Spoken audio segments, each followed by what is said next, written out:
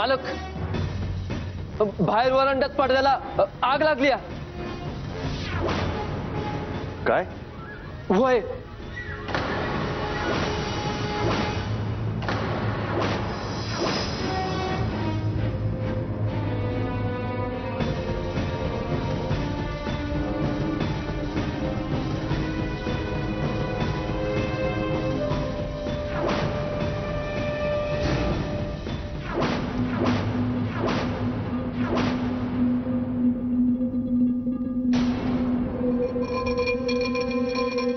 कुठल्या मूर्खांनी पडद्याजवळ समय लावली? अक्कल नाही तुम्हाला? नाही मालक, ते इथंच असते समय दर टायमाला. मग आजच आग कशी लागली? इतक्या वर्षात नाही लागली ती? खरंच ठाव नाही मालक. अव जोराचा वारा असला तरी बी पडदा समयपत्र पोचूच शकत नाही. आज वारा बी नाही म्हणावा तसा. मग कोणी लावली आग? भूताने लावली? चुका करता आणि वर कारण सांगता तुम्ही. आवरा दे पटापटा. वय.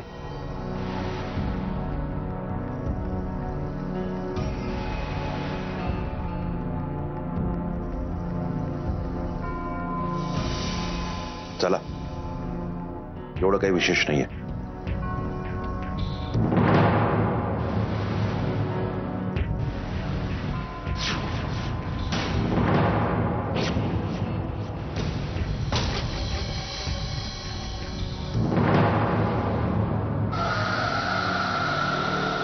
ठेवा. चल.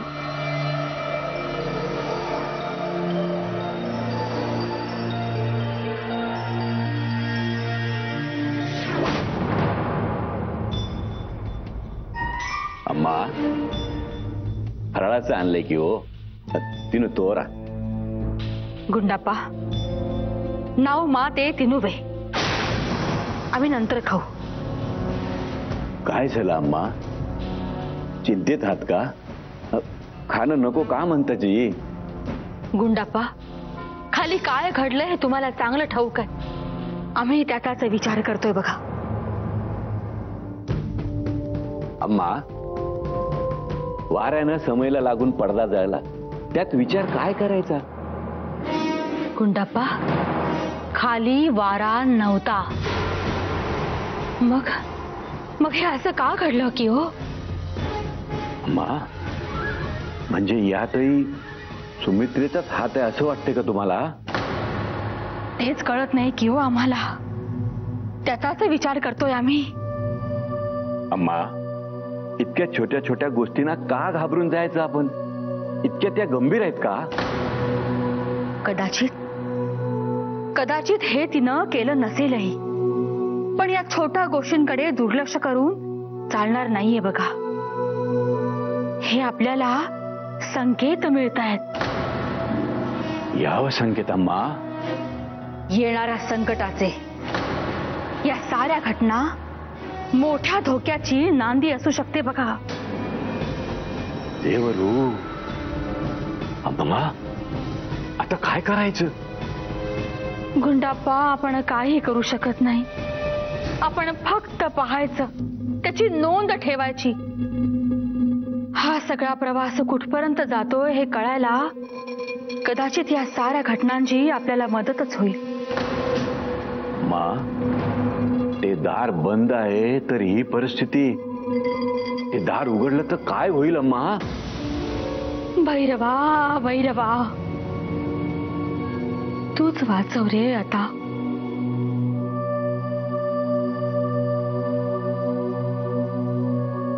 पडदा समयपत्र पोचूच शकत नाही. आज वारा बी नाही म्हणावा तसा. मग कोणी लावली आग?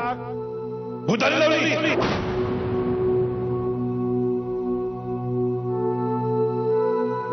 रेवा, अगं खाली सगळे किती मजा करतायत आणि तू इथे एकटी काय करतेस? काही नाही.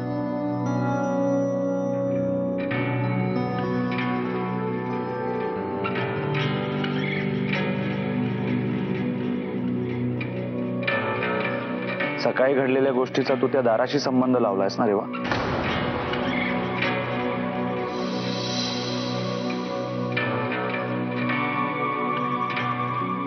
रेवा अगं, अशा प्रत्येक छोट्या छोट्या गोष्टीचा संबंध जर तू त्या रहस्याशी लावायला लागलीस तर कसं चालेल? अगं, आपल्या आयुष्यात अशा अनेक अनएक्सपेक्टेड गोष्टी घडत असतात, त्यांना इतकं महत्व नसतं द्यायचं.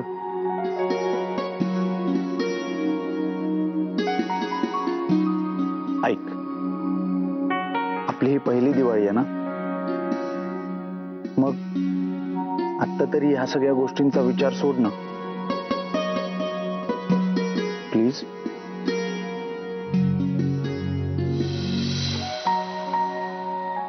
आय एम सॉरी अनय, मी नाही करणार याचा विचार. मी दिवाळी साजरी करणार आहे तुझ्यासोबत, तुझ्यासाठी.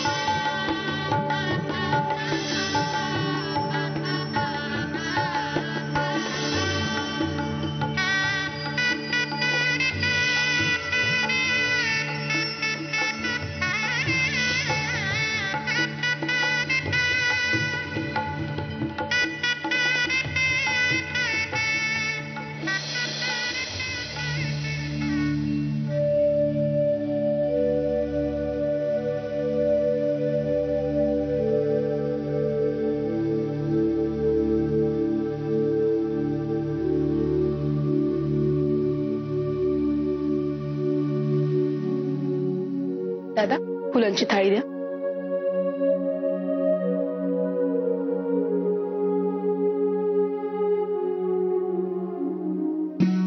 आई, तुम्ही आला?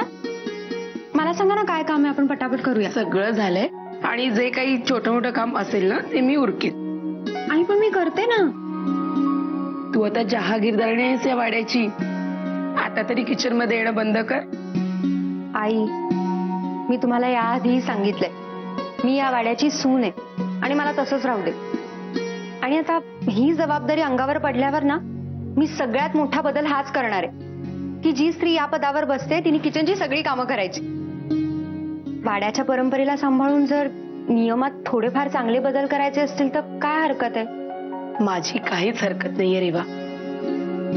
फक्त या वाड्याला या सगळ्याची सवय नाहीये. त्या पदावर बसलेल्यांना फक्त शासनच करताना पाहिलंय या वाड्याने. हो, मग जर सगळ्यांची इच्छा असेल तर मीही शासन करायला तयार आहे, पण पद्धत मात्र माझी असेल.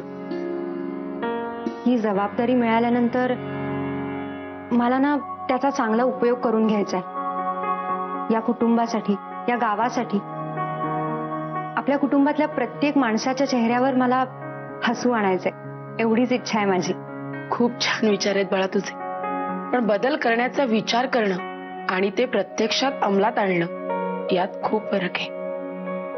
आणि तू तो मिटवावास अशीच माझी देवाकडे प्रार्थना आहे. हे बघ, बोलण्याच्या गडबडीत ना हे असंच होतं माझं, सगळं विसरून जाते मी. अगं, बाहेर आपली वाट बघत असतील.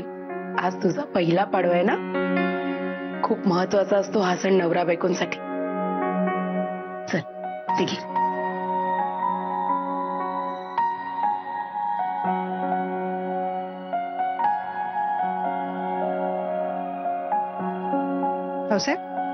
वा निलांबरा, छान दिसत दोघे जणी सासवा सुना. या बघा आल्याच. अहो किती वाट बघायची आम्ही. हा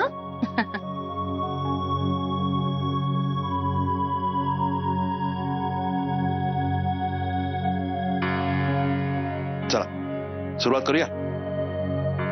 ओवाळणी घालणार तुम्ही आम्हाला, खिशाला कात्री लागणार तुमच्या, आणि तुम्हालाच घाई झालीये.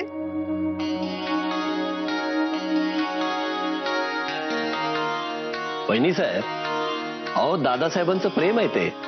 आज तुम्ही कुठलीही गोष्ट मागा त्यांच्याकडे, एका क्षणात तुमच्या समोर हजर करतील. मग तो लाखाचा हिऱ्यांचा हार असू दे किंवा महागातली महाग साडी. तुम्ही काहीतरी गाडी घेणार आहात असं म्हणत होता ना यावेळेला? बस सूर्यकांत राजे, बस.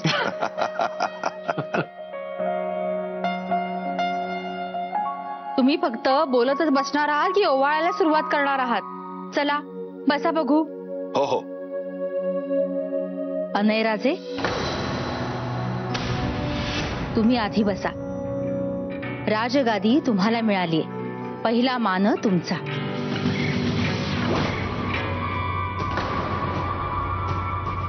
या रेवा. आऊसाहेब, आम्ही राजगादीवर बसलोय ती एक जबाबदारी म्हणून, पण या घरात आम्ही सगळ्यात धाकटे आहोत. त्यामुळे मला असं वाटतं की काकासाहेबांपासून सुरुवात व्हावी. छे छे, हा नाही, हे असं कसं? रेवा बरोबर बोलतेय. नात्यांना राजगादीचे नियम नकोत. आणि काकासाहेब, दिवाळीच्या पहिल्या पूजेच्या बाबतीत मी तुमचं ऐकलं होतं की नाही? मग आज प्लीज माझ्यासाठी. ठीक आहे.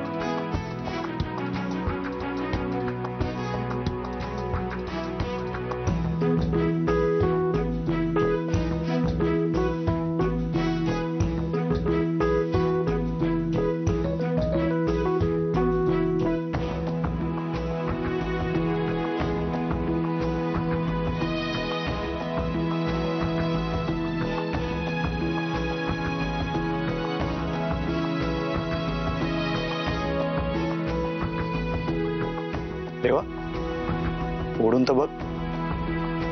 नको, आता नको. अरे वा, अहो तुमचा पहिला दिवाळ सण आहे. बघा की हो उघडून बघा.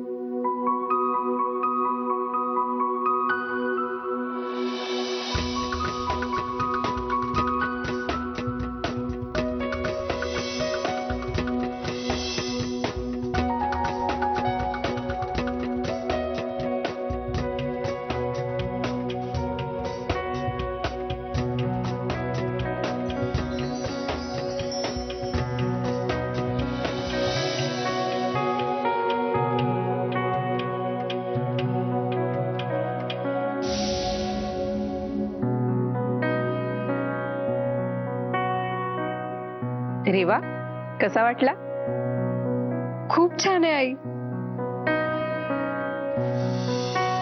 घालून बघ ना कसा दिसतोय ते. नको.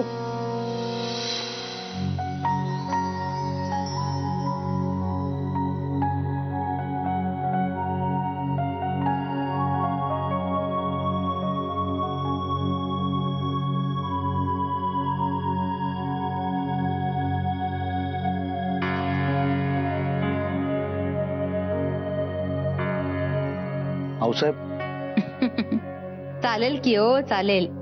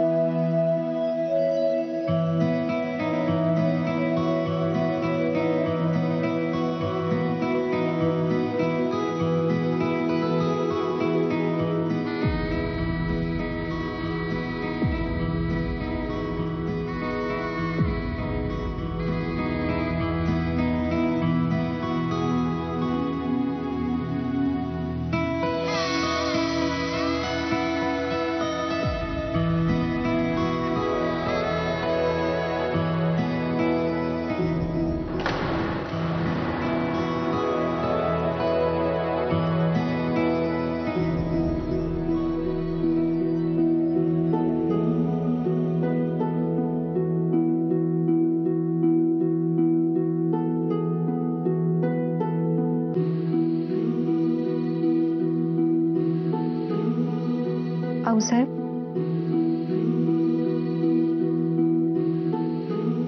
अण्णासाहेबांची खूप आठवण येत असेल ना? ती तर आता आयुष्यभर येणार आहे की हो. रेवा, बायकोचं अस्तित्व हे नवऱ्याच्या सावलीसारखं असतं जी. तुम्हीच सांगा, नवरा गेल्यानंतर त्या अस्तित्वाला, त्या सावलीला काय अर्थ उरल्याची? पण आऊसाहेब, तुम्ही खूप खंबीर आहात आणि तुमचंही एक अस्तित्व आहे. अण्णासाहेबांनाही नक्की माहीत असणार ते. आऊसाहेब, मी एक छोटीशी भेट आणली आहे तुमच्यासाठी. देवरे, हे काय की हो? दिवाळीची भेट माझ्याकडनं. घ्या ना. यांच्या व्यतिरिक्त आम्हाला कधी कुणी भेटवस्तू दिली नाही जी. सगळ्यांना असं वाटायचं की आम्ही राजगादीवर आहोत, म्हणजे आम्ही सगळं काही मिळवू शकतो, आम्हाला सगळं काही मिळू शकतं. पण भेटी स्वीकारणं कुणाला आवडत नाही जी. आम्ही राजघराण्यातला असलो, आऊसाहेब असलो, तरी आम्ही एक माणूसच आहोत की हो. आऊसाहेब, पण ही फार मोठी भेट नाहीये, छोटीशीच आहे. उघडून बघा ना एकदा.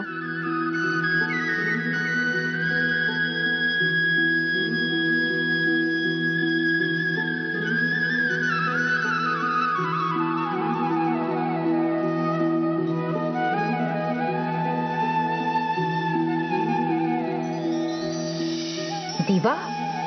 हो आऊसाहेब, याला पाहिलं की मला तुमचीच आठवण येते. तुम्हीही अशाच आहात, ह्या दिव्यासारख्या अंधारात वाट दाखवणाऱ्या. रेवा, प्रत्येक स्त्री ही दिव्यासारखीच असते बघा. स्वतः जळून आपल्या घरच्यांना उजेड देणारी, वादळात सुद्धा स्वतःची ज्योत विझू न देणारी. आणि ही ज्योत असते संस्कारांची, विचारांची, जबाबदारीची. आणि हे सगळं ती आपल्या कुटुंबासाठी करत असते बघा. हो, मी सुद्धा माझ्या कुटुंबासाठी, कुटुंबाच्या प्रत्येकाच्या चेहऱ्यावर हसू आणण्यासाठी एवढं नक्कीच करीन आऊसाहेब. पण प्रत्येकालाच हे जमतं असं नाहीये. तुम्हाला ही ज्योत आमच्यात दिसली आणि आम्हाला तुमच्यात. रेवा, ही ज्योत कधीही विझू देऊ नका, कुठल्याही वादळात. मी माझ्या परीने पूर्ण प्रयत्न करीन. फक्त तुमचे आशीर्वाद आमच्या पाठीशी असू दे. औक्षवंत व्हा.